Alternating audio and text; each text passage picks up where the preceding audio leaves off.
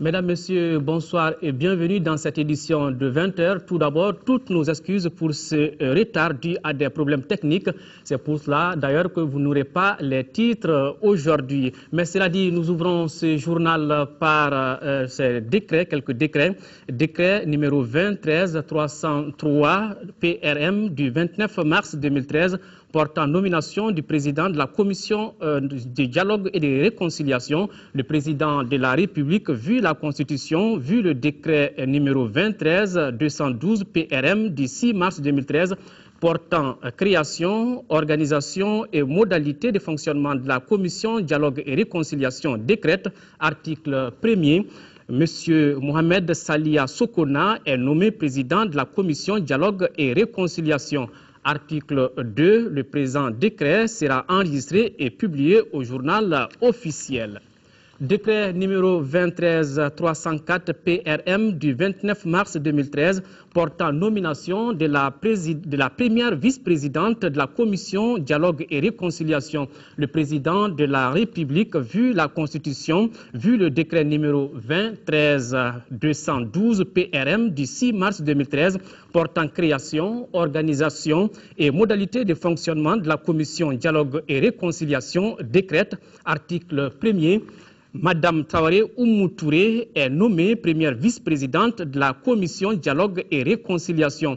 Article 7, le présent décret sera enregistré et publié au journal officiel. Décret numéro 305 PRM du 29 mars 2013 portant nomination du deuxième vice-président de la commission dialogue et réconciliation, le président de la République, vu la Constitution, vu le décret 212 PRM du 6 mars 2013 portant création, organisation et modalités de fonctionnement de la commission dialogue et réconciliation, décrète, article 1er, M. Meti Agmohamed Rissa est nommé deuxième vice-président de la commission dialogue et réconciliation.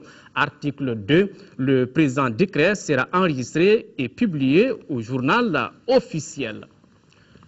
Comme vous le savez, le président de la commission dialogue et réconciliation vient d'être nommé. Il est nommé par un décret présidentiel pour une durée de 2 ans. Nous allons faire maintenant un gros plan sur les modalités de fonctionnement de cette commission dialogue et réconciliation, sa composition, son organisation, le fonctionnement du secrétariat général. Voyons tout cela avec Sidiki Dambélé. La commission dialogue et réconciliation a été créée par décret 2013 du Conseil des ministres du 6 mars 2013. Rattachée à la présidence de la République, la commission dialogue et réconciliation a pour mission de rechercher par le dialogue la réconciliation entre toutes les communautés maliennes. À ce titre, elle est chargée entre autres de recenser les forces politiques et sociales concernées par le processus, d'identifier les groupes armés éligibles au dialogue conformément à la feuille de route de la transition, d'enregistrer les cas de violation des droits de l'homme commis dans le pays du début des hostilités jusqu'à la reconquête totale du pays, de proposer les moyens de toute nature susceptibles de contribuer à surmonter les traumatismes subis par les victimes, de faire des propositions pour la réalisation des actions destinées à renforcer la cohésion sociale et l'unité nationale, de mettre en exergue les vertus du dialogue et de la paix.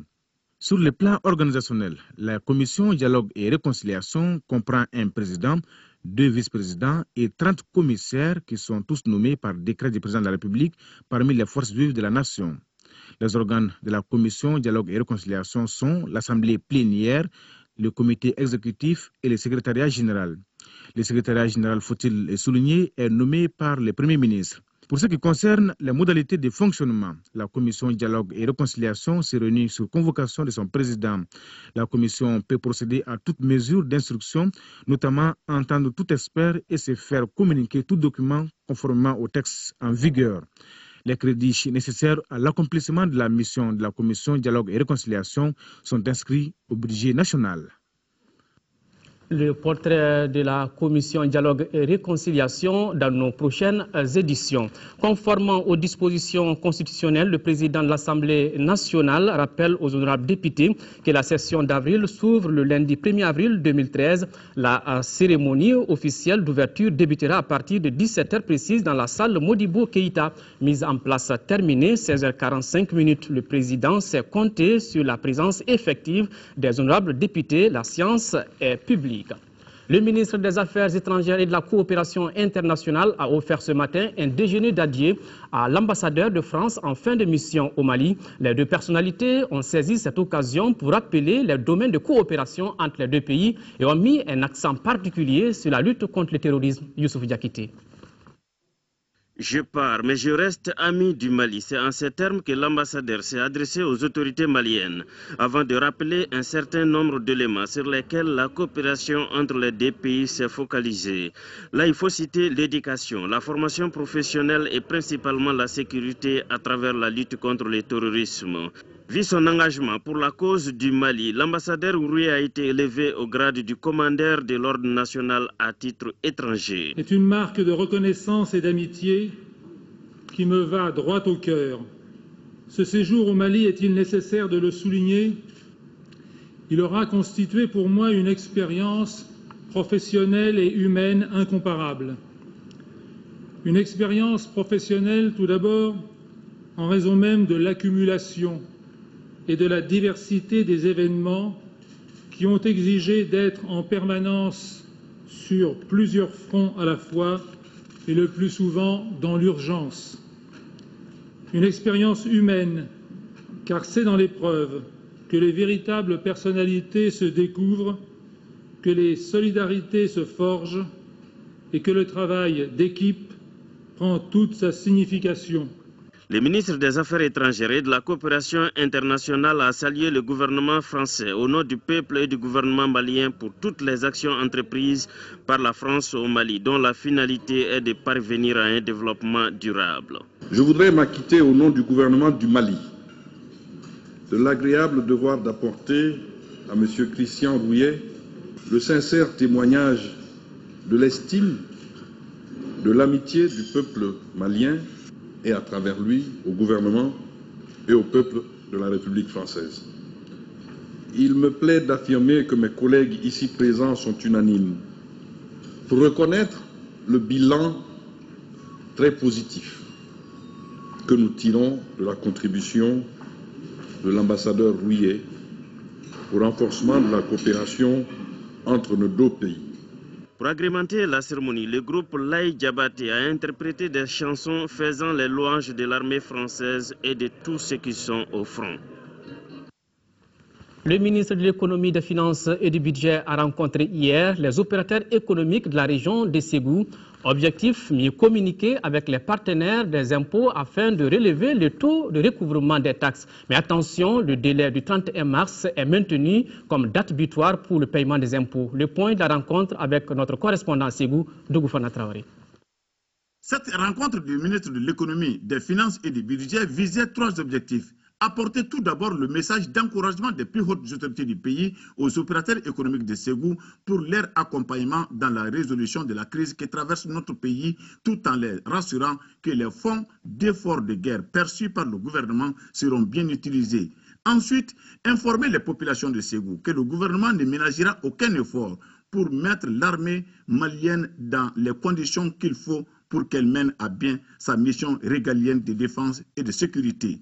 Enfin, dire aux opérateurs économiques de Ségou que payer ses impôts à temps est un acte de civisme et de patriotisme. Je tenais à venir leur dire les dispositions qui sont en cours au niveau du gouvernement pour que nous gérions ensemble l'économie, pour que nous en sortions ensemble.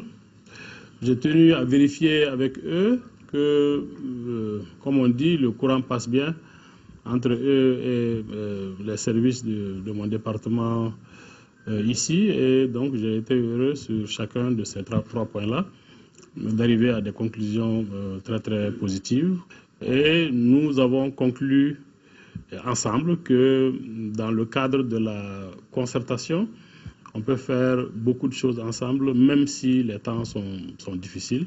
À Ségou, les préoccupations des opérateurs économiques ont porté sur la prorogation du délai de paiement des taxes et impôts au-delà du 31 mars 2013, l'allègement ou le redressement de l'impôt synthétique, l'état de la route Ségou-Bamako, le maintien du taux des impôts de 2012 pour cette année en cours. En réponse, les impôts ont été très clairs. Les taux des impôts de 2012 seront maintenus. En revanche, le directeur général des impôts, John Kedjara, est resté intraitable sur la prorogation du délai du 31 mars 2013. Passé ce délai, l'application des pénalités s'est faite dans toute sa rigueur. Aller à la communication de proximité. C'est-à-dire nous ne sommes pas déplacés à Ségou pour rester entre nous. Hein. Nous sommes déplacés à Ségou pour établir le dialogue avec les contribuables de Ségou, nos partenaires de Ségou, les agents professionnels de Ségou. Au niveau de la Chambre de commerce, c'est eux qui ont posé directement leurs préoccupations. Et on avait la chance d'avoir notre chef, le ministre des Finances.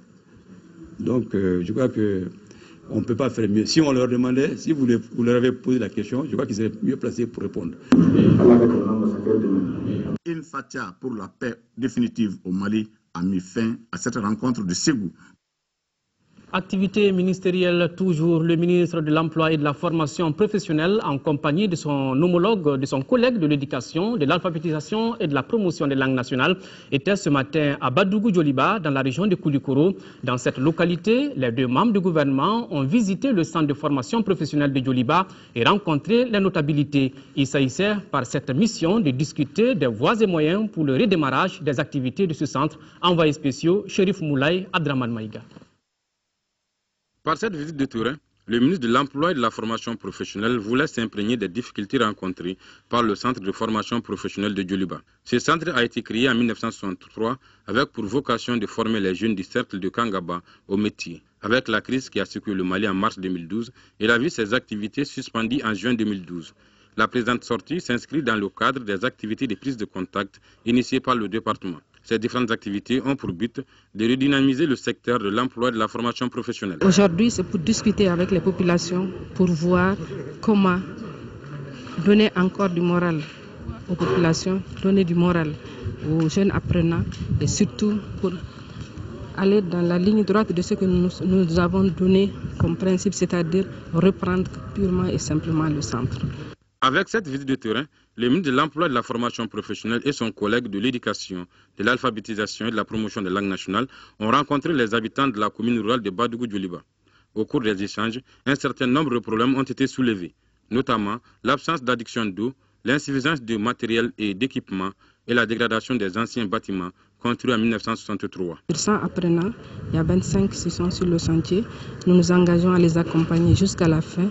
Et nous nous engageons également à les accompagner pour que d'autres filières puissent s'ouvrir. Je suis venu dire à ceux qui tiennent les centres d'éducation au niveau de la commune rurale du Mandé de s'impliquer pour le confort du centre. Parce que les auditeurs qui viennent ici doivent avoir une formation en langue nationale dans les CED et venir compléter au niveau de l'emploi ici. Cette prise de contact a également permis aux deux membres du gouvernement et aux notabilités de dégager une vision commune quant à la réouverture du dit centre. Ces centres qui forment les jeunes dans les domaines de la menuiserie métallique, de la mécanique auto, le maraîchage et la maçonnerie constituent aujourd'hui, selon eux, le seul moyen de lutter contre la pauvreté et l'exode des jeunes vers les zones d'orpaillage. Sur un tout autre plan, à l'occasion de la fête de Pâques célébrée demain dimanche, le ministre des Affaires religieuses et du culte, Dr Yacouba Traoré, a adressé un message à la communauté chrétienne du Mali. Nous vous proposons un extrait de ce message, des propos recueillis par Al-Jumatina. La résurrection du Christ est l'événement fondateur et central de la foi chrétienne qui prend sa source en Dieu, créateur du ciel et de la terre, et rédempteur en Jésus-Christ par l'incarnation. Dans le contexte de l'année de la foi 2012-2013, le pape émérite Benoît XVI a rappelé cette exigence fondamentale et doctrinale du Christ. Puisse la résurrection du Christ et son message de rédemption, par lequel il s'est offert en victime expiatoire sur la croix, inspirer toute la communauté nationale chrétienne en ces temps de dures épreuves où elle a besoin de ressusciter par le mutuel pardon, le dialogue, la réconciliation et la convivialité interreligieuse. Cette fête de Pâques, pour les catholiques particulièrement, a lieu après l'élection du nouveau pape François, qui appelle le monde à venir en aide aux pauvres par la force de la charité évangélique. Elle nous invite donc à nous libérer de nos servitudes égoïstes pour entreprendre un nouveau vivre ensemble dans une société de partage et de communion. Toujours à l'occasion de cette fête, dans son message pascal, l'archevêque de Bamako a donné les raisons pour lesquelles Pâques cette année au Mali est une fête spéciale, propos recueillis par Laurent Djekiti. Cette année, cette fête de Pâques doit avoir pour le Mali, pour nous qui sommes au Mali, une signification toute spéciale. Et cela pour deux raisons. La première, c'est que nous sommes dans l'année de la foi. Et la deuxième, c'est que le Mali est en guerre. L'année de la foi, c'est le pape Benoît XVI, désormais en retraite, qui a invité l'Église entière à entrer dans cette année de la foi. Après nous avoir introduits dans l'année de foi, le pape Benoît XVI s'est donc retiré le 28 février 2013. Son successeur, élu le 16 mars 2013, nous le connaissons. C'est le pape François. C'est l'occasion pour nous de lui adresser nos vives félicitations pour la grande humilité avec laquelle il a accepté les responsabilités que les cardinaux lui ont confiées. C'est une charge de pasteur. Et comme il nous l'a demandé, priez pour moi, car je ne suis pas digne d'assumer cette charge. Et lui, je n'en suis pas digne. Telle est sa devise. Et nous demandons au pape Benoît XVI, ainsi qu'au pape François, de penser en ce temps de Pâques, de manière spéciale, au Mali et tous les pays en guerre. Vous pourrez suivre l'intégralité de ce message après ce journal. Les chrétiens du monde célèbrent, on l'a dit, la fête de Pâques 40 jours après le carême. Cette fête est l'une des plus importantes fêtes de la religion chrétienne, célébrée avec beaucoup de solennité par les fidèles pendant ce moment de dévotion. Catholiques et protestants vont prier pour le retour de la paix. La signification et la symbolique de cette fête, c'est avec Sabine Keïta.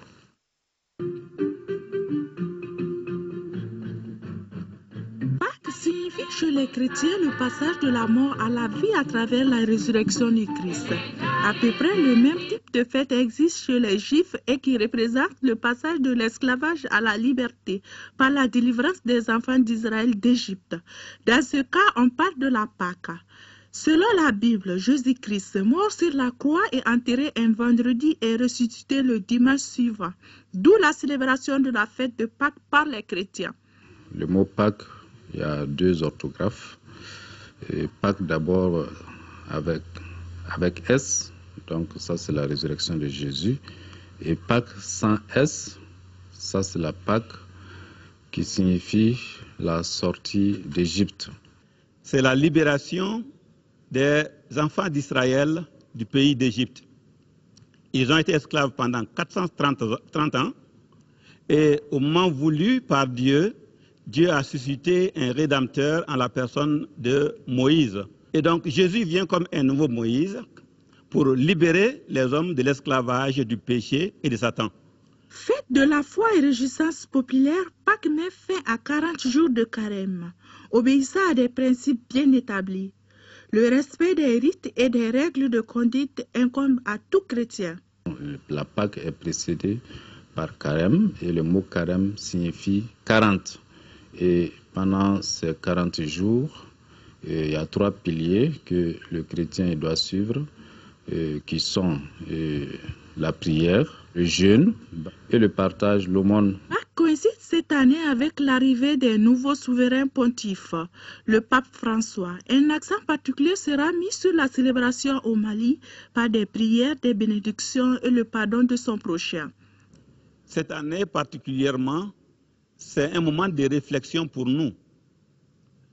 Notre situation, à certains égards, ressemble à la situation des enfants d'Israël qui étaient esclaves. Nous sommes sous l'oppression et nous sommes en guerre. La Pâque est pour nous une occasion de réfléchir à notre propre rédemption. Comment le peuple malien en entier peut être racheté de la tyrannie, des forces obscures, pour trouver sa liberté et sa joie et sa paix en Dieu. Bonne fête de Pâques à la communauté chrétienne. Cela dit, activité politique pour célébrer le premier anniversaire de sa création. Le Front uni pour la sauvegarde de la démocratie et de la République, le FDR, a animé une conférence de presse pour discuter avec les journalistes de ses acquis, ses échecs et ses ambitions politiques pour le Mali. Compte rendu, Mohamedou Doumbia. Le Front uni pour la sauvegarde de la démocratie et la République FDR a un an d'existence. C'est pour marquer ce premier anniversaire qu'a été organisée cette conférence de presse pour faire le point, discuter avec les journalistes des acquis mais aussi des échecs qu'a connu le FDR. Beaucoup d'insatisfaction par rapport aux objectifs qui ne sont pas encore atteints, à savoir donc la paix, même si la guerre est en phase terminale, la paix n'est pas encore là. Malheureusement, donc c'est un sujet d'insatisfaction. Vous avez également la réconciliation nationale qui est un besoin crucial du moment qu'il faut réussir coûte que coûte. Cela ne dépend pas que du FDR, cela dépend de toutes les composantes de la société malienne. Pour le FDR, tout doit être mis en œuvre pour la réussite des élections présidentielles et législatives prévues en juillet prochain. Et vous avez les élections qui hantent les esprits. Est-ce qu'on va les réussir? Dès lors que le processus est lancé, la volonté est là. Il y a quelques points qui inquiètent. Je pense que tout cela, nous allons pouvoir les réussir et pouvoir sortir le Mali de ce drame-là. Ensemble, le Front uni pour la sauvegarde de la démocratie et la République, composé d'une quarantaine de partis politiques et une centaine d'associations, se joint à l'ensemble de la presse pour réclamer la libération de Boucar Daou, directeur de publication du journal Le Républicain. Le parti Union des Patriotes pour la République, UPR, prône un Mali nouveau. À cet effet, les leaders de cette formation politique ont animé ce matin à Bamako une conférence sur le thème « Quel président et quelle classe dirigeante pour le Mali ?» Les deux conférenciers ont décrypté le portrait robot du futur président du Mali, Agali Agagissa. Quel président et quelle classe dirigeante pour le Mali? C'est à ces questions que tente de répondre le parti Union des Patriotes pour la République, IRP, en organisant cette journée d'échange. Une rencontre qui a permis aux leaders de ce parti de dégager un portrait robot du futur président de la République du Mali. Ce dernier devra se conformer à l'article 37 de la Constitution. La Constitution impose un président qui accomplit ses missions dans l'intérêt supérieur du peuple malien. Un président qui préserve le régime républicain et les acquis démocratiques. Un président qui garantisse l'unité nationale, l'indépendance de la patrie. Enfin, un président qui préserve l'intégrité du territoire. Ce futur Mali où la règle va être le travail. La fraude doit être combattue, la corruption doit être combattue, que le système éducatif soit revu, que l'armée soit républicaine. Et soit brave. Auparavant, les présidents de la jeunesse et des femmes du parti se sont engagés à s'impliquer davantage dans la reconstruction du Mali nouveau. Un Mali qui dit non au favoritisme, à l'impunité, à l'injustice. Des mots qui minent aujourd'hui notre société et menacent nos valeurs traditionnelles, selon les organisateurs de cette journée d'échange. Le cercle de réflexion et d'information CRI 2002 a tenu ce matin à la Maison des Aînés une conférence avec les coordinations des chefs de quartier de Bamako. La rencontre vise à échanger avec les leaders coutumiers sur le contenu de la feuille de route du gouvernement. Reportage à Guébou Kouloubadi. La rencontre de CRI 2002 avec la coordination des chefs de quartier du district de Bamako avait pour but de poursuivre et de renforcer leur partenariat. Cette tribune a permis au premier responsable de CRI 2002 d'évoquer toutes les prérogatives qui relèvent de la fonction et de la mission des chefs et autorités traditionnelles. Pour lui, les chefs coutumiers et religieux doivent contribuer dans le cadre de la démocratie et de la décentralisation à l'opérationnalisation de la feuille de route, notamment dans ses volets bon fonctionnement des institutions sur l'ensemble du territoire. Et il est donc utile qu'on vienne également avec eux, leur expliquer le contenant et le contenu de cette feuille de route et voir qu'est-ce que eux, en tant que chefs de quartier, de village, de fraction, chefs coutumiers, chefs religieux, ils peuvent apporter pour qu'on puisse atteindre et relever les défis qui sont cités dans cette feuille de route. De leur côté, les chefs coutumiers se disent prêts à accompagner CRI 2002 dans cette mission noble. Notre mission première, c'est d'abord chaque chef de quartier va voir comment, au niveau de son école, recueillir les formateurs pour que les chefs de quartier, aussi bien que leurs conseillers, puissent avoir le maximum de formation afin que l'ensemble des chefs de quartier de Bamako, l'ensemble de la chefferie traditionnelle de Bamako soit suffisamment outillés pour un bon portage de la feuille de route. Au sortir de cette rencontre, les chefs et autorités traditionnelles sont appelés à diffuser largement le contenu de la feuille de route par la sensibilisation de la population dans le cadre de la gestion des crises. Monde des affaires à présent, les actionnaires de la Bank of Africa étaient réunis ce matin pour leur assemblée générale ordinaire. Parmi les décisions issues de cette rencontre, on note l'approbation des comptes 2012 de la banque, la proposition de la distribution de dividendes d'1 milliard de francs CFA entre les actionnaires. La Bank of Africa a connu une croissance de son total budget, de son total bilan en 2012 qui dépasse les 215 milliards de francs CFA. D'ailleurs, pour maintenir le cap, la direction générale se donne comme mission en 2013 l'amélioration de la rentabilité, le contrôle rigoureux des charges d'exploitation et le renforcement de la qualité des ressources humaines. Bourama Traoré. Les voyants de la Bank of Africa sont au vert. Le total bilan de la banque a connu une progression de 8% en 2012. C'est sur ce constat positif que se tient cette Assemblée générale ordinaire de la Bank of Africa. Une Assemblée générale au cours de laquelle les actionnaires ont approuvé les comptes 2012 de la banque. Nous avons connu une belle croissance de notre total bilan, puisqu'on a franchi le seuil des 215 milliards de total bilan. En termes de ressources, nous avons, malgré le contexte particulièrement difficile du marché malien, maintenu le niveau de nos ressources. Et cela nous a permis d'accompagner encore mieux les opérateurs économiques maliens pendant cette période, puisque nos emplois, donc les crédits faits à la clientèle, ont augmenté de 28%. Conséquence, la Bank of Africa dégage un résultat net d'1,5 milliard de francs CFA. Une partie de cette somme servira à récompenser les actionnaires de la banque, une proposition à laquelle l'Assemblée générale a donné son cutus. La proposition de distribution du dividende d'1 milliard de francs CFA, 1,80 milliard de francs CFA, a été également entérinée.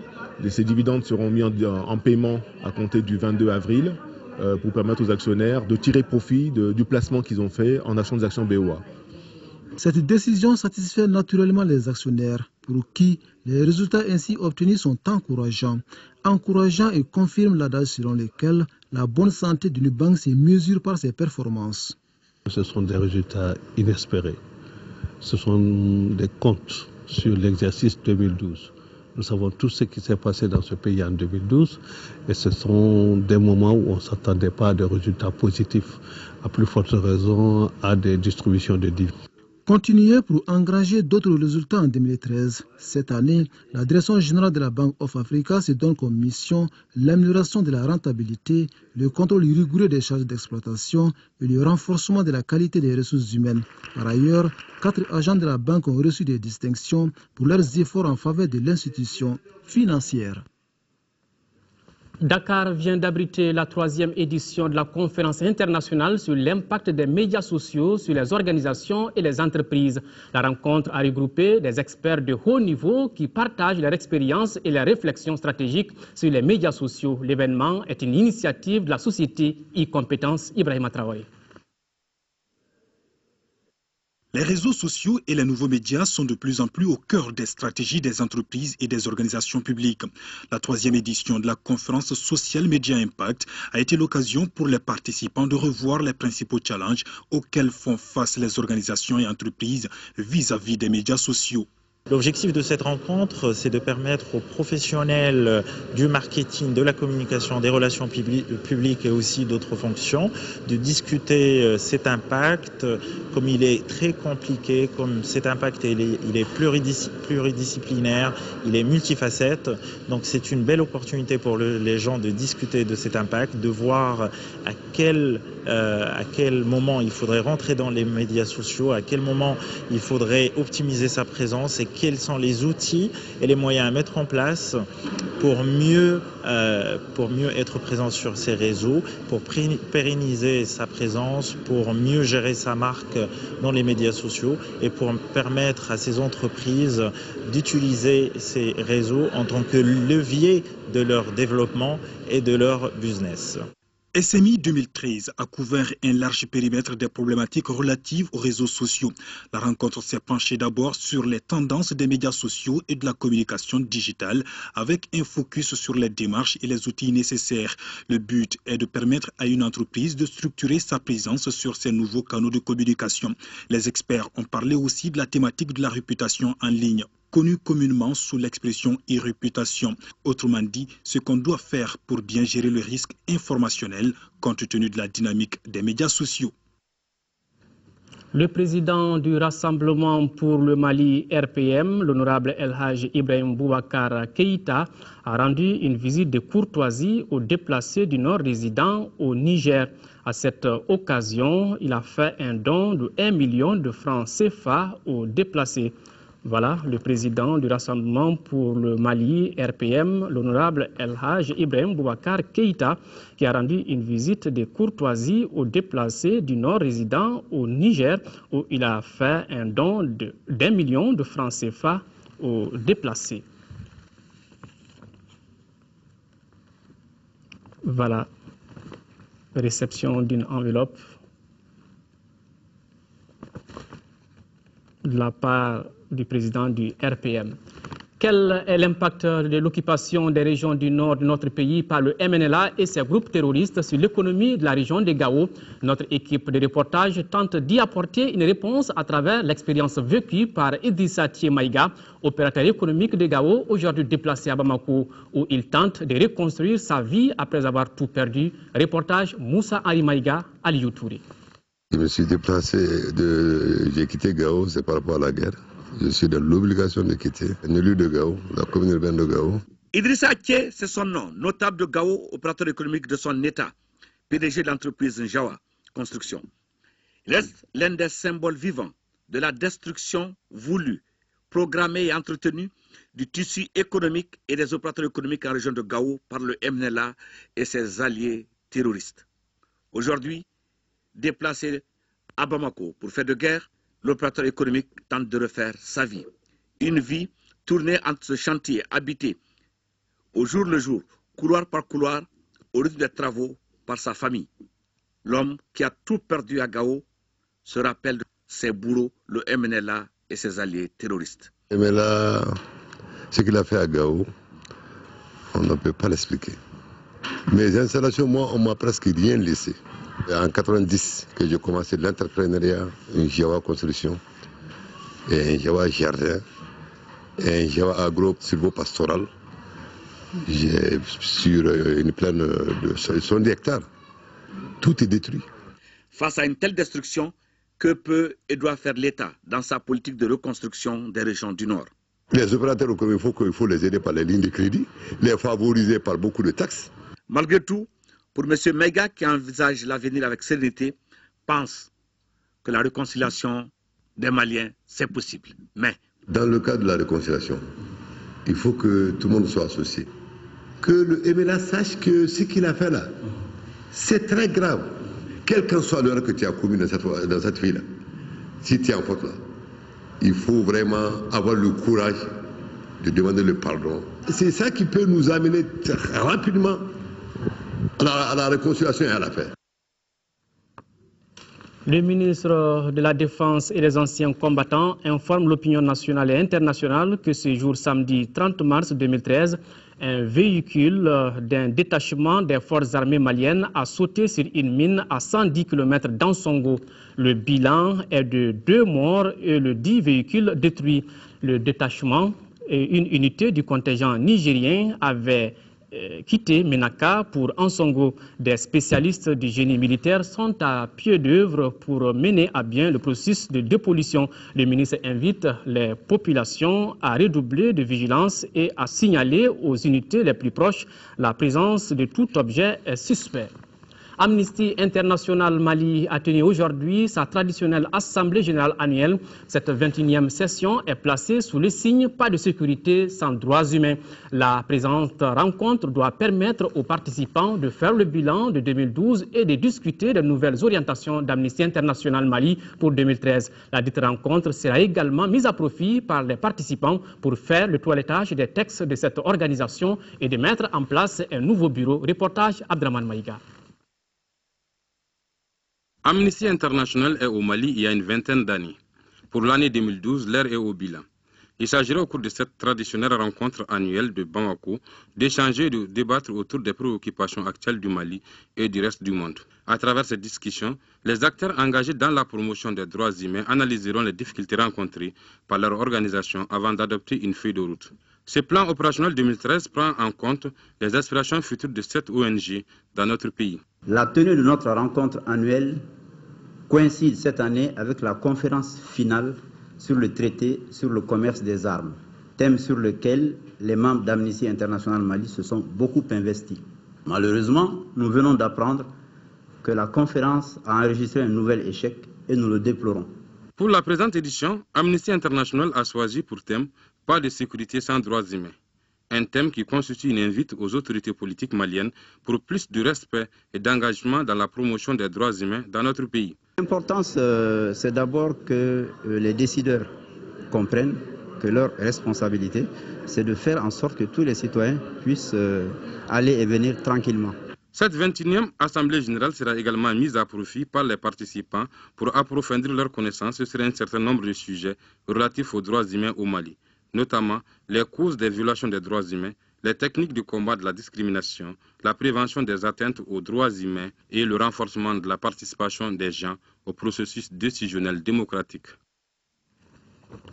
Sport, mais pas sur le gazon pour le moment. Le Djoliba AC a un nouveau président. Il s'appelle Boubacar Baba Diarra, inspecteur général de police de son État. Il a été désigné à l'unanimité par le comité directeur à l'issue de l'Assemblée générale ordinaire du Djoliba tenue ce matin au siège du club à Eremakono. Boubacar Baba Diarra succède donc à Karonga Keita, compte rendu Siragatou Sissé.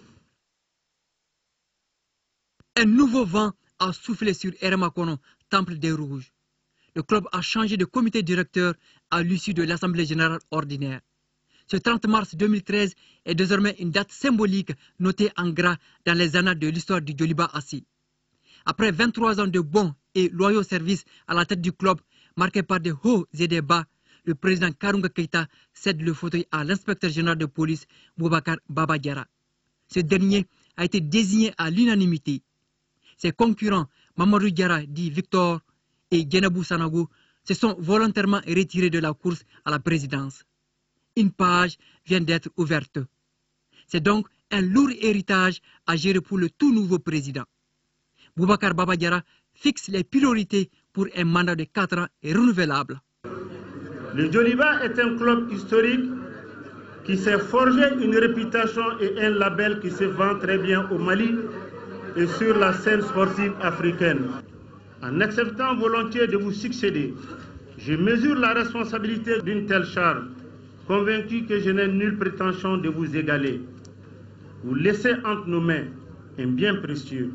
Et c'est précisément parce que nous l'avons hérité que nous devons totalement être mobilisés pour le sauver aujourd'hui, le défendre demain et l'améliorer au travers du temps. Les flashs crépitent. Les témoins passent alors de main. L'ex-président, quittant le devant de la scène, la gorge teintée d'émotion, s'adresse au Djoliba. Le Djoliba a servi de moteur à ma vie. Je vais partir, mais je serai toujours membre ressource du Djoliba Athletic Club je serai là comme supporter et je n'oublierai jamais le Djoliba. Les sentiers à bâtir sont énormes pour le nouvel homme fort du Djoliba AC, toutes sections confondues. Mais l'urgence reste l'unification de la grande famille du Djoliba autour d'un idéal commun. Le club a plus que jamais besoin du soutien de tous les sympathisants. Le train du Djoliba AC, Maïdine Boubacar Babadiara, peut démarrer. Maintenant, sur le terrain CAN Junior Algérie 2013, les lampions se sont éteints tout à l'heure sur la 12e CAN Junior. En finale jouée, l'Égypte a battu le Ghana au tir au but. L'Égypte remporte sa 4e couronne de l'histoire. Le résumé, c'est avec Siragatou Sissé. L'Égypte s'est offerte le trophée de la 12e CAN Junior.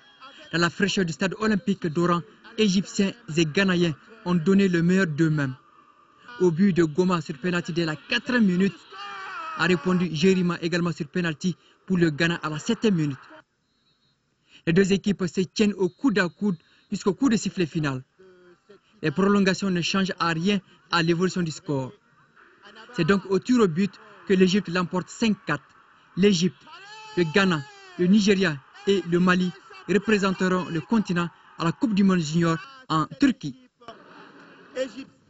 Hier, pour la 3e place, le Mali a perdu 2-1 face au Nigeria. Les jeunes Maliens n'ont pas pu rééditer l'exploit de la journée inaugurale de la poule B où ils avaient dominé 1-0 leur homologue du Nigeria. Encore une 4e place dans cette catégorie d'un championnat d'Afrique des Nations. Maigre consolation dans ce tournoi qui nous tendait quasiment les bras au regard du jeu produit. Ousmane Dao et Mamadou Sidibé depuis Oran. Ce tournoi Algérie 2013 ressemble à du déjà vu pour le Mali, 4e de la Coupe d'Afrique des Nations junior de football. Après Nigeria 95, Burkina Faso 2003 et Afrique du Sud 2011. Comme les autres fois, on va encore nourrir des regrets car les jeunes avaient les moyens et la capacité de réaliser quelque chose. Et toujours, on se pose aussi la même question, qu'est-ce qui arrive au Mali dans le dernier carré d'as? Toujours le même refrain, on a manqué de chance. Pourtant, la chance, on la provoque pour la saisir. Aujourd'hui, plus que jamais, on doit maintenant tirer des enseignements de nos échecs répétitifs pour repartir sur de bons pieds. Ici en Algérie, le Mali finit 4e sur 8, maigre pour un pays de football comme le nôtre et qui doit surtout représenter l'Afrique à la prochaine Coupe du Monde Junior en Turquie. Une compétition qu'on retrouve pour la 5e fois de notre histoire. Une consolation pour dire qu'on a atteint un de nos objectifs. Maintenant, le plus dur reste à venir, à savoir maintenir le cap, la cadence et le rythme en permettant à cette sélection junior d'avoir une bonne préparation. Car même si on a vu de bonnes choses ici en Algérie sur le plan du jeu, l'équipe a encore quelques défauts, notamment sur le plan offensif, sans oublier le banc de touche qui n'était pas riche après les 11 titulaires, c'est-à-dire des choses à revoir avant la Coupe du Monde. Demain se prépare aujourd'hui. Et si on arrive à avoir un objectif commun, le football malien aura un avenir radieux. Demain se prépare aujourd'hui. C'est la fin de cette édition. Merci de l'avoir suivi.